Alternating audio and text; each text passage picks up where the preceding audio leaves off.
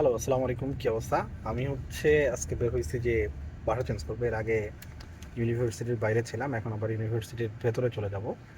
তো ইউনিভার্সিটির বাইরে বা ভেতরে থাকার ব্যাপারগুলো যেমনটা হয়, যেমন আমি যে সিটিতে থাকি থিয়েনচিনে যে ব্যাপারটা হয় যে শীতের সময় এখানে অনেক বেশি স্নোফল হয়, যার কারণে বাইরে থেকে যাতায়াত অনেক কষ্ট হয়ে যায়, বা গরমের সময় দূর থেকে যাতায়াত কষ্ট।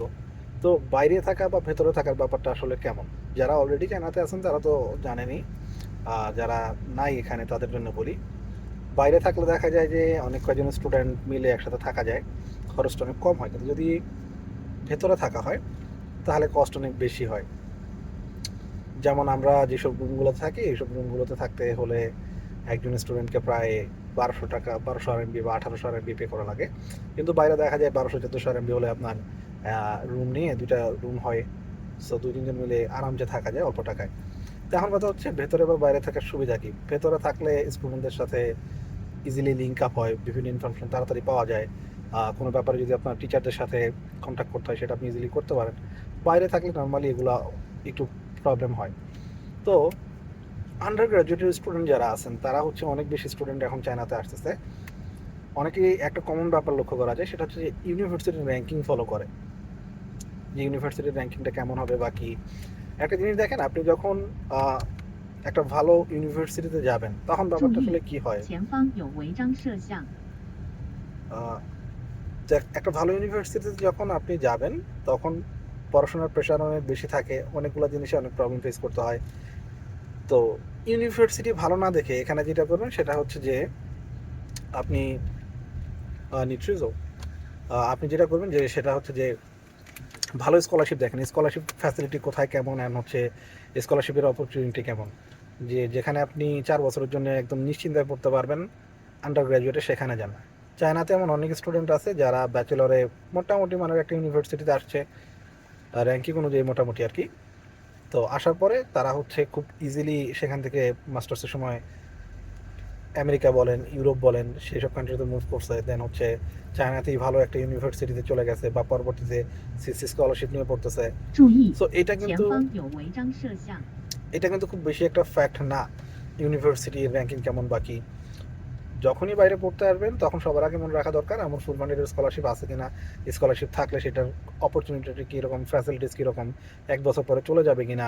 অনেক ইউনিভার্সিটি আছে কন্ডিশনাল স্কলারশিপ দেয়, প্রথম বছর সব কিছুই ভালো, বাট দ্বিতীয় বছর থেকে দেখা যায় স্টাইপেন্ড অনেক সময় চলে যায়।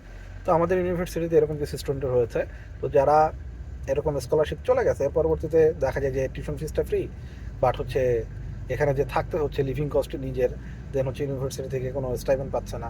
সো এই ব্যাপারগুলো কিন্তু অনেক বেশি ম্যাটার করে। সো যারা অ্যাপ্লিকেশন করতেছেন বিভিন্ন ইউনিভার্সিটিতে যাবেন, তারা দয়া করে এই ব্যাপারগুলো খুব খুব ভালোভাবে খেয়াল রাখবেন। পাবেন জোজো। সো এই ব্যাপারগুলো মাথায় রাখেন, মাথায় রেখে ইউনিভার্সিটি সিলেক্ট করেন। অনেকেই আমাকে নক দিচ্ছেন যারা একাধিক ইউনিভার্সিটিতে চান্স পাইছেন অলরেডি। সো কোনটায় যাবেন, ইউনিভার্সিটি র্যাঙ্কিং দেখে আন্ডার গ্রাজুয়েটে আইসেন না। আন্ডার গ্রাজুয়েটে দেশের বাইরে যেহেতু আসতেছেন, সবার আগে খেয়াল রাখেন আপনার স্কলারশিপ ফ্যাসিলিটিস কেমন, অ্যান্ড কী টাইপের স্কলারশিপ পাচ্ছেন যেটা আপনাকে এখানে সার্ভাইভ করতে হেল্প করবে। পড়াশোনার মান মোটামুটি চাইনিজ ইউনিভার্সিটিগুলোতে অলমোস্ট সেম বলা যায়। যদি চাইনিজ মিডিয়ামে হয় তাহলে বেশি ভালো, কিছু খারাপ দিকও আছে। তবে আমি বলবো সিএসসি স্কলারশিপ না হলে চাইনিজ মিডিয়ামে খুব একটা আসার প্রয়োজন নাই, ট্রাই করেন ইংলিশ মিডিয়ামেই আসতে।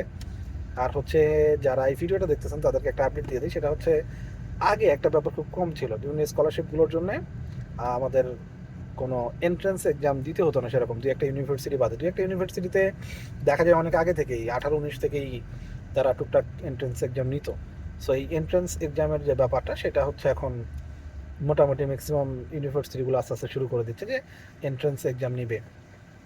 সো এই ব্যাপারগুলো একটু খেয়াল রাখবেন, খেয়াল রেখে ইউনিভার্সিটি চুজ করেন, সিটি চুজ করেন।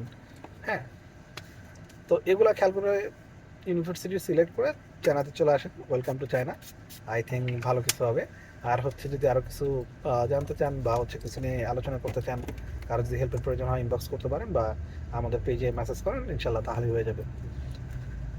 ওকে, তাহলে ভালো থাকবেন। আর খুব শীঘ্রই আমি ড্রমে উঠে নিই, দেন দেখাবো যে আমাদের ইউনিভার্সিটির ড্রম কেমন হয় বা আমি কোথায় থাকতেছি। সো ততক্ষণ এ পর্যন্তই। আল্লাহ হাফেজ।